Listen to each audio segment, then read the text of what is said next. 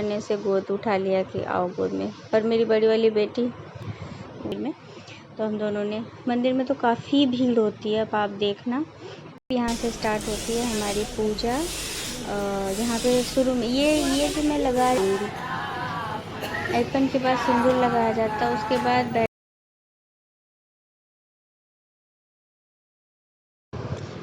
Hello friends, welcome back to my channel life of Mishra परिवार। तो कल के पार्ट में आपने देखा कि मैं मंदिर जा रही हूँ पूजा के लिए, वट सावित्री पूजा के लिए। बहुत गर्मी थी दोस्तों और पैर पक रहे थे, मैं बिना चप्पल के जा रही थी। मेरी दोनों बेटियाँ भी मुझे देख कर बिना चप्पल के ही जाने लगी और पैर इन दोनों के पक रहे थे। इसके पापा ने इसे गोद उठा लिया कि आओ गोद में, पर मेरी बड़ी वाली बेटी उसके तो पैर पक रहे थे, पर पास में ही था, अब ज़्यादा दूर मंदिर है नहीं। तो यहाँ आगे मैं रुकी थोड़ा दूध लेने के लिए, भोले बाबा पे चढ़ाने के लिए। सब कुछ मैं घर से ही लेके गई थी, पर दूध भूल गई थी, तो दूध लिया और उसके बाद लेने के बाद मैं आगे गई। वो मेरी बहन जा रही है, उसने भी उसने वट सावित्री पूजा रखी थी, उसने भी किया, हमारे साथ ही गई थी वो भी मंदिर में। तो हम दोनों ने मंदिर में तो काफ़ी भीड़ होती है। अब आप देखना इतनी भीड़। जब हम लोग गए मंदिर तो हमने सोचा कि शुरुआत भोले बाबा के आशीर्वाद से ही होनी चाहिए। तो हमने पहले शिवलिंग की पूजा की, भोले बाबा की पूजा की, सब गौरी मैया का आशीर्वाद लिया, सभी देवी देवता का आशीर्वाद लिया। उसके बाद हम फिर मंदिर में ही, परिसर में ही बगल में है वट का वृक्ष। ये मेरे हस्बैंड हैं, थोड़े परेशान लग रहे हैं, गर्मी बहुत थी ना, तो ये कह रहे थे तुम ही चली जाओ, पर मैंने बोला मैं अकेले क्या ही करूँगी जाकर। तो उन्होंने बोला अच्छा ठीक है मैं भी चलता हूँ। तो ये गए थे बस, लेकिन रहे मेरे साथ पूरे टाइम, मुझे बहुत अच्छा लगा। और मेरी कैमरामैन मेरी बेटी मेरा वीडियो हर जगह से शूट कर रही है, आप देख सकते हैं। देखिएगा आप लोग आगे कि यहाँ पर काफ़ी भीड़ थी। मेरी छोटी वाली बेटी भी, अदिति भी इसी में घुस के कर रही थी, पर अच्छा लग रहा था, बहुत अच्छा लग रहा था। इसमें बहुत ये जो पावन होता है, हम लोग के यहाँ पावन बोला जाता है व्रत को, ये बहुत ही शक्तिशाली पावन होता है, जिसमें मतलब सुहागिन अपने पति के लिए जो ये व्रत रखती हैं, किसी भी मुश्किल से, संकट से वो उन्हें बचा सकती हैं। इतनी शक्ति होती है, इतनी मान्यता है इस व्रत की। अब हम लोग जा रहे हैं उस साइड, मंदिर के बगल में है वट का वृक्ष। तो यहाँ पे 2-3 वृक्ष है, पेड़ है, तो जहाँ भी जाइए वहाँ भीड़ लगी हुई थी, जिधर जिसको सहूलियत मिल रहा था। ये एक्चुअली यहाँ पे कुछ लोग कह रहे थे तो मुझे हंसी आ गई थी, इसलिए मैं हंस रही थी। अब यहाँ से स्टार्ट होती है हमारी पूजा।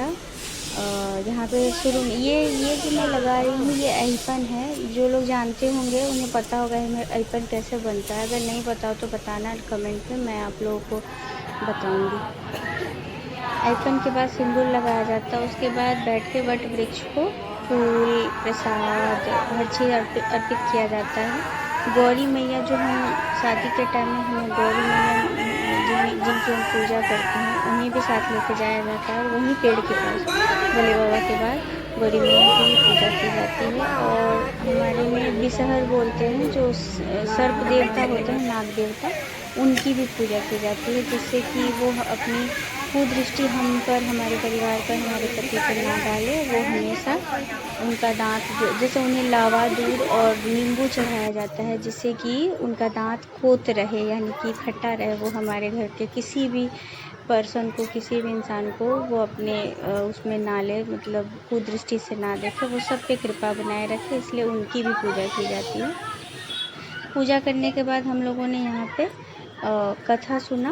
कथा जो व्रत होता है सत्यवान सावित्री का, कैसे उन्होंने यमराज से अपने पति को बचा के लाया था, ये भी। और भी दो चार हमारे वहाँ बिहार के कल्चर के जो होते हैं, उस तरीके के जो कथाएं होती हैं 2-3, वो हमने सुनी। यहाँ पे ना एक नया जोड़ा था जिनकी शादी इस साल हुई थी, उनकी भी वट सावित्री थी, तो गुड्डा गुड्डी का शादी करा रहे थे वो लोग। गुड्डा गुड्डी नहीं, मतलब वो वर और कन्या बोलते हैं हम लोग को, तो यानी कि वर वधू की शादी कराई जाती है। फिर यहाँ पे ना जो पंखा होता है बांस का, उस पर जो जिनका 5 साल पूरा नहीं हुआ था, उस पर 14 बार करके प्रसाद चढ़ाया जाता है। ये उनके लिए होता है जो वट के वृक्ष के नीचे बैठकर जो 7 बहनों बहू होती है, 7 भाइयों वाली जो बहू होती हैं, वो व्रत, अगर आपने कहानी सुनी होगी तो आप लोगों को पता होगा, तो वो उनके लिए चढ़ाया जाता है कि उनकी कृपा भी हम सुहागिनों पे बनी रहे और हमारा सुहाग जो है अखंड बना रहे और हमें सातों जन्म ऐसे ही अच्छे पति मिले और अखंड सौभाग्य की प्राप्ति हो।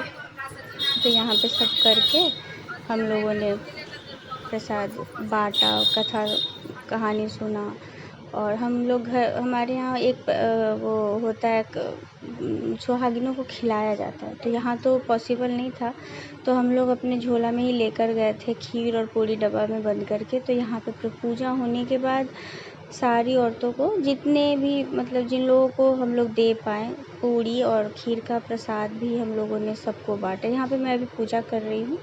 यहाँ पे बाँस का पंखा भी आप देख सकते हैं। बहुत सारे नियम होते हैं, बहुत सारे, पर पेड़ के पास जाने के बाद आपकी अपनी जैसी श्रद्धा, जैसी भक्ति होती है, आप वैसे कर सकते हैं। कोई अगर बताने वाला हो तो भी, नहीं भी बताने वाला हो तो भी आप अपनी इच्छा से जैसे चाहें वैसे व्रत कर सकते हैं पूजा, क्योंकि भगवान की पूजा की कोई सीमा नहीं होती और आपकी श्रद्धा की कोई सीमा नहीं होती। आप जैसा चाहें, अगर आपके मन में जो अच्छे विचार है, जिस तरीके से भी आप निभाना चाहें निभा सकते हैं। तो हम वहाँ से वापस आ गए थे। अब वापस आने के बाद का वीडियो हम लोग नहीं बना पाए क्योंकि बहुत थक गई थी और बहुत प्यास से एकदम गला सूख रहा था।